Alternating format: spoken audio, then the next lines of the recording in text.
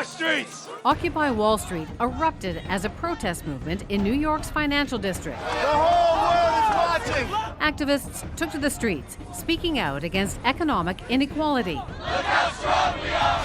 The movement quickly spread to 82 countries around the globe, pitting the so-called 99% against the wealthy 1%. We are the 99! But back in New York, authorities eventually moved in and shut things down.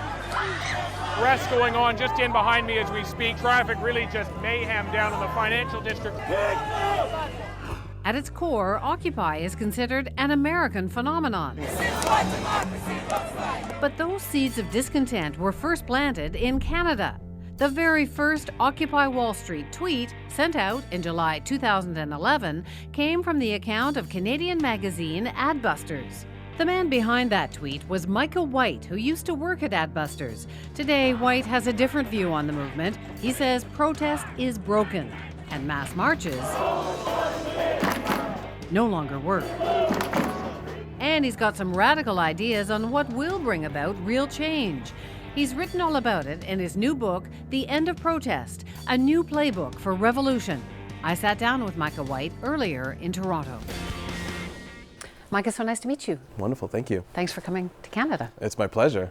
You know, I think a lot of people don't know that the Occupy movement has its roots here with the Canadian magazine Adbusters that you're associated with. Yeah. What is it about Canada and Occupy? That is such a good question. I mean, there is something magical about Canada because, you know, Adbusters is a Canadian magazine based in Vancouver. It's an anti-consumerist magazine.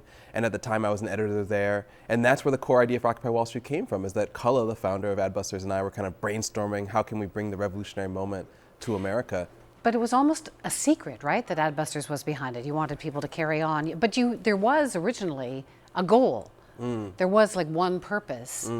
Because Occupy has since been attacked for not having a clear message, but there was one in the beginning. Yeah, that's right. Yeah, basically, you know, what happens if you go back to that magical time of 2011. Adbusters at the time, we said, and that one demand should be to get money out of politics.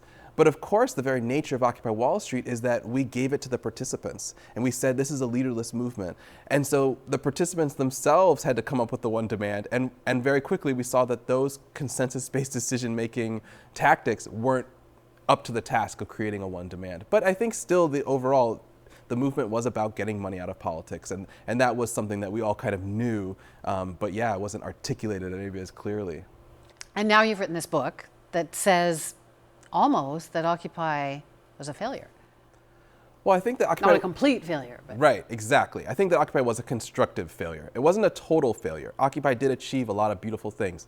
It trained a new generation of activists. It changed the way we talk about income inequality. It, you know, launched new movements like Black Lives Matter and this kind of stuff. So it wasn't a total failure, but it was a constructive failure in the sense that it did not achieve the goal that it set out to achieve. It did not get money out of politics. It did not overthrow the rule of the 1%. You know, the 99% have no greater political power than they did when we started the movement. And so it was constructive because it taught us something very important about activism. It taught us that the theory of social change that's been underpinning contemporary activism isn't true.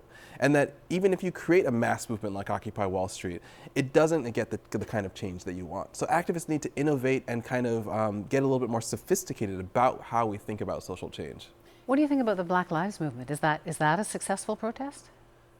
Yeah, I mean, this is one of the touchy areas. Of course, I'm black, so I totally support Black Lives Matter. But if I could give it, like, you know, some friendly criticism as an activist, I do think that Black Lives Matter learned the wrong lesson from the failure of Occupy Wall Street. If I can't breathe, you can't breathe. It seems to me that the lesson that they think they've learned, which is that Occupy failed because it wasn't disruptive enough.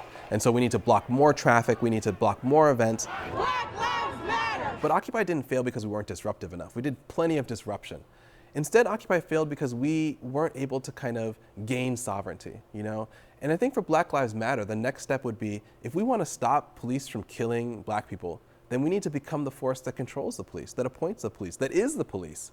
And this, I think, is a kind of broader horizon of possibility. You're pretty critical of the old ways of protest, of marches even. They're saying like the huge climate march, right, that you distrust it, that right, you don't trust online petitions. Right. So are you like not very popular in the activist community? No, I think that's actually really true. I think that I do think that I've become kind of unpopular in the activist community because there's this kind of desire among activists. They like to tell one story, which is nothing's ever a failure. We're actually winning. We're doing great. And this feels really good when people say this to themselves, but it doesn't help us learn anything. People have been marching in the streets for 1,000 years. You say it doesn't work anymore? Right. Don't march? Don't protest? No, not don't protest, but just protest differently. It's beholden on activists and everyday people to see that we're in one of those moments where protest isn't working and to break out of it. We can't stay here. We can't stay in a time when we just kind of go through the rituals of marching and stuff like this, even though we really know that it's not going to do what we want. One of the things that's really taken off in the last few years is online petitions, everybody signing on. Right. You don't like them either. Well, I think online petitions, there's a real danger around online petitions, which is, first, everyone knows it's basically the most easiest gesture you could possibly do. But there's actually something that I think is even more insidious, which is that online petitions, it's kind of activism where people, they don't trust their instincts anymore. Instead, what they do is, if you look at the big groups like Avaz, they send out like a tester email to 1,000 people. And then if a certain percentage of those people open the email and then click the email and then sign the petition, well, then that email gets sent to everyone. But that kind of market testing of revolutionary ideas just simply doesn't work. And if we had sent out an email before Occupy Wall Street being like, hey everyone, do you think this is a good idea? Okay, click on this link and sign this petition. Frankly, it would not have flown. It would not have gone anywhere. But people feel they're doing something good. Yeah, it makes us feel better. Just like going on marches makes us feel better.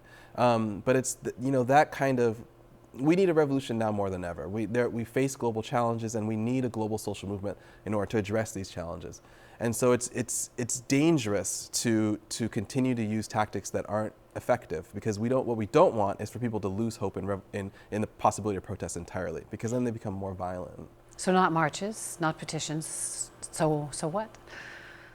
I think that the core thing to realize is that, if you go back to 2011 and you see what happened in Spain, which is that they mobilized in their squares and there was an election at that time, and they said, we're not going to engage in the election, you don't represent us, and what happened? The right wing swept into power. So now fast forward to 2016, what's going on in Spain?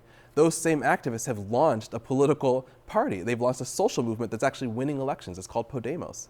That's really the future of revolution, is North Americans need to look and see what's happened there and see that we need to build social movements that can win power, which means being able to swing elections, hack elections.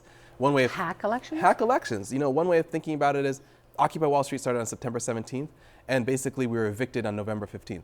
But in America, our elections are around November 4th or 5th. So had there been an election that year with Occupy Wall Street raging in the squares, we would have swung things. I think I can imagine the birth of a social movement that arises very quickly, maybe 60 days before an election, in order to dramatically influence it, and then goes to the next country that's having an election and influences that one in order to win elections in multiple countries in order to carry out a unified geopolitical agenda. So instead of influencing politicians, you're becoming politicians? Exactly, yeah. One of the reasons why people... Are you going to run for office? I don't know. I don't think that. I think that it's more about cultivating leaders from within the movement upwards. Rather than putting our hopes again in someone like Donald Trump or what do you Bernie think of Sanders. That? I mean, he's a bit of a revolutionary. It's inspired a lot of angry people. Yeah, I do think that Donald Trump and both Bernie Sanders and Donald Trump are symptomatic of the fact that people in America are desperate for social change. They're desperate at the same time as they understand that protest in the old models isn't working. So is he a good example of protest? I think he's a regression. I think he's a regression back to putting our hopes in these singular individuals. I think that instead what we really need to do is put our hopes in decentralized social movements where the people themselves will come into power. But, I do think that one thing I appreciate about Donald Trump is his risk-it-all attitude. I think if you contrast Donald Trump with Bernie Sanders, when Donald Trump says, if I don't get the nomination, there's going to be riots and protests in the streets. That's exactly what Bernie Sanders should have been saying 2 months ago. He should have said, you know what, I'm not going to engage in this primary farce. I'm going to call for protests on the Occupy anniversary, September 17th, which is right around the election. We're going to win this election with people power in the streets, and I'm going to be, but he doesn't have the kind of, I would say, the risk-it-all guts that Donald Trump has. So. And you admire that? I do think that we need more of that risk-it-all attitude. I mean, if Cullen and Adbusters, we had that. That's why Occupy happened. So I think activists have become kind of, a lot of activism has become social marketing. We play it safe. We're just out there to get our ideas into large, whereas what we need to do is remember, no, we're playing for power. We could actually gain power like they're doing in Spain and Italy and other countries that have used social movements to win elections. The people, the 99%, could really be governing the world in our lifetimes. That's the kind of like grand vision that we're heading towards. It's a really interesting book. Thank you. Thank you so It was a much. pleasure. Yeah.